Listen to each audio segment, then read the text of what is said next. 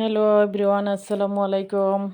চলে আসলাম খুবই মজার একটি ভর্তা রেসিপি নিয়ে। দেখেন ভর্তার রেসিপিটা শুরু করা যাক। আর কালারটা দেখেন, দেখে এমনিই খেতে ইচ্ছা করে। এত সহজে যে পটল দিয়ে এত মজার ভর্তা করা যায় তা আগে বুঝতে পারিনি। দেখেন পটলগুলি, অনেকগুলি পটল এনেছিল। তা যখন দেখবেন যে পটলগুলি একটু পেকে পেকে গিয়েছে, তখন পটলগুলি দিয়ে মাছ রান্না না করে এইভাবে ভর্তা করে খেয়ে দেখবেন কতটা মজার হয়। তাহলে চলুন আমি কীভাবে ভর্তাটা করছি আপনাদের সাথে শেয়ার করি। পটলটাকে ছোট করে কেটে নিয়েছি, ধুয়ে নিয়েছি, শুকনো মরিচ পরিমাণ মতো দিয়ে সরিষার তেলে এভাবে ভেজে তুলে নিলাম। তার ভিতরে রসুন কুচি, পেঁয়াজ কুচি দিয়ে ভেজে নেব। আমার এই রসুনগুলি গাছ গাছ হয়ে গিয়েছিল, তাই ওই পাতাগুলি আমি ফেলে দিইনি।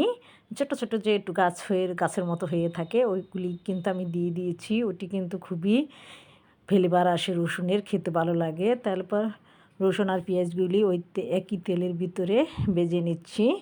ভেজে মানে একটু রসুনটা একটু নরম করে নিচ্ছি যাতে রসুনটা সিদ্ধ হয়ে যায়। হাতে মাখানো, একদম বাটাবাটি ঝামেলা ছাড়া যে এত সহজে এত মজার ভর্তা, এই ভর্তাটা দিয়ে আপনি পুরো এক প্লেট ভাত খেয়ে নিতে পারবেন। এই ভর্তাটা হলে সাথে আপনার আর কোনো কিছু না হলেও চলবে আশা করি।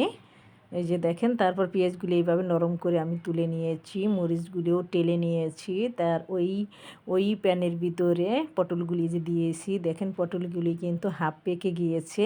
অনেক সময় আমরা বেশি করে বাজার আনলে যে অবস্থা হয় সেইটাই দেখা যায়, কীরকম অনেক কিছু এরকম পেকে যায়। তখন ওই পাকাগুলি ফেলে না দিয়ে এইভাবে ভর্তা করে নেবেন, দেখবেন আপনি আর সাথে আর কোনো কিছু না হইলেও হবে। তারপর পরিমাণ মতো একটু লবণ দিয়েছি।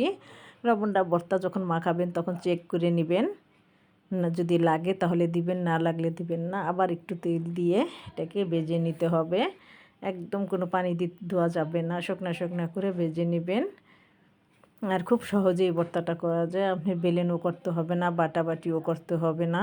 হাতে মেখে এই ভর্তাটা আপনি খেয়ে দেখবেন। একবার হলেও আপনাদের অনুরোধ রইল, খেয়ে দেখবেন। আর এই সম্পূর্ণ ভিডিওটি দেখার অনুরোধ রইল। আর আমার সাথেই থাকেন, সব দেখতে পারবেন। ভিডিওটি একটু ধৈর্য সহকারে দেখেন। একটা কিছু দেখতে হলে তো একটু ধৈর্যই ধরতে হবে, তাই না? আর ধৈর্য ছাড়া কিন্তু কোনো কিছুই হয় না। ধৈর্যর ফল সবসময় মিষ্টি হয় আর ভালো হয়। এই যে দেখেন, এরকম করে শুকনা শুকনা করে যে ভেজে নিয়েছি, এটা কিন্তু আমার হয়ে গিয়েছে। এখন আমি এটাকে নামিয়ে নিব। বাস হয়ে গেল রেডি, আর কোনো কিছুই লাগবে না। দেখেন তাহলে এত সহজ আর এত ঝামেলা ছাড়া আমরা এই যদি এত মজার ভর্তাটা করে নিতে পারি। এই যে দেখেন, আমার এখানে পটল ভাজি আর হচ্ছে মরিচ ভাজা, পেঁয়াজ রসুন ভেজে নিয়েছি সেইটা।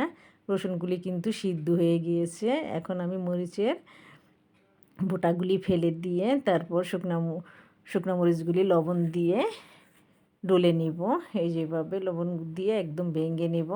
তারপর ভর্তাটা আমরা নর্মালি যেভাবে করি ওভাবে করে নেব। আশা করি ভিডিওটি আপনাদের ভালো লাগবে। ভালো লাগলে ভিডিওটি শেয়ার করে দিয়ে অন্যদেরকে দেখার সুযোগ করে দিবেন। এই যে লবণ দিয়ে মরিচটাকে মাখিয়ে নিচ্ছি। আশা করি ভিডিওটা আপনার একটু হলে উপকারে আসবে। যদি আপনাদের একটু উপকারে আসে বা ভালো লাগে, আমার চ্যানেলটি ঘুরে আসবেন আর চ্যানেলটি সাবস্ক্রাইব করে পাশেই থাকবেন। আর যদি সাবস্ক্রাইব করা থাকে তাহলে অসংখ্য অসংখ্য ধন্যবাদ আমার প্রিয় ভাই ও বোনদেরকে। আর যদি সাবস্ক্রাইব না থাকে, প্লিজ আমার চ্যানেলটি সাবস্ক্রাইব করে আমাকে এগিয়ে নিয়ে যেতে সাহায্য করবেন। আশা করি আপনারা পাশেই থাকবেন। আপনাদের ভালোবাসায় আমি একদিন এগিয়ে যাব ইনশাল্লাহ।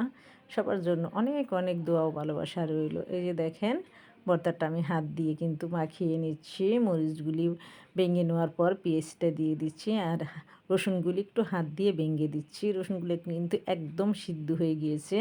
হাতে এইভাবে একবার হলো ভর্তাটা করে খেয়ে দেখবেন, অনুরোধ করছি। তারপর আমাকে কমেন্ট করে জানাইন যে আপনাদের কাছে ভালো লাগছে কি না। আশা করি আপনারা ঠকবেন না, ভালো লাগবে। দেখেন ভর্তাটা দেখতেই বোঝা যাচ্ছে যে মজা হয়েছে কি না। আপনারাই বলেন, আমার কথা না, আপনাদের কথাই বলেন। ভর্তাটা কি দেখা মাত্র কি আপনাদের খেতে ইচ্ছা করছে কি না। আমি বলবো যে যে কেউ ভর্তাটা দেখে খেতে চাইবে ইনশাল্লাহ। আবার একটু তেল দিয়ে দিচ্ছি। আর অবশ্যই তেলটা একটু বেশি দিবেন, আর সরিষার তেল দিবেন। সরিষার তেল ছাড়া কিন্তু ভর্তাটা একদমই জমবে না।